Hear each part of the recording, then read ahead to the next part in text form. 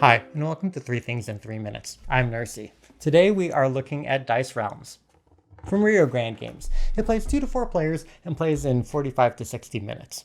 What it's about, Dice Realms is a dice crafting engine building game. So each player begins with a pair of customizable dice with faces that provide grain, coin, victory points, and upgrades. Each round, players will roll all their dice, and the first player will roll a fate die, which can carry benefits such as granting grain and upgrades, or penalties such as losing a die or paying grain for your dice. Players can reroll dice and then collect the grain, coins, and victory points from their die results, and then can pay to swap out their die faces from some standard upgrades or 5 customizable die faces selected at the beginning of the game, or they can buy additional dice. Once a certain number of grains, victory points, or penalty tokens have been acquired, the game will end, and then the players will get additional points for their die faces, and whoever has the most points wins. So what I like, Dice Realms combines such varied aspects like the engine building classic Dominion, the need to feed your dice in a game like Roll Through the Ages, swappable die faces and favorites like Dice Forge, and the end game trigger of the designer's previous game Race for the Galaxy in ways that come together fairly naturally. And one big appeal to this game is how you can variably set up which 5 custom die faces you'll use in each game, much like you would do in the card setups in Dominion, which can really change the feel of the game from being all about economic engines to more heavily attacking other players, depending on how you'd like to play.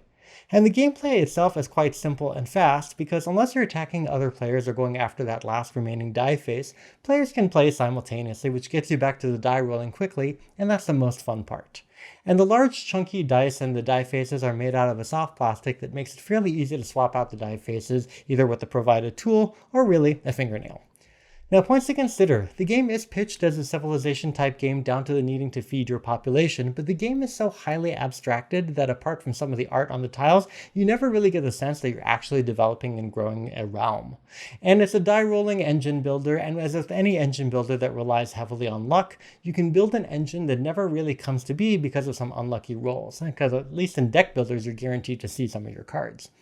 And because the end game is triggered with any of the counters running out, the game can end abruptly, which means it can frustrate your attempts to build something when the ending happens sooner than you expect.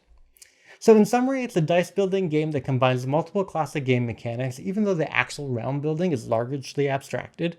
The game is highly customizable in its setup, and it lets you play however you want, though the luck of your die rolls can frustrate your engine. And the gameplay is fast and simultaneous, though the end game trigger can end the game abruptly before you get too far. Thank you so much for watching. Please make sure you like and share this video and you subscribe to the channel. Thanks.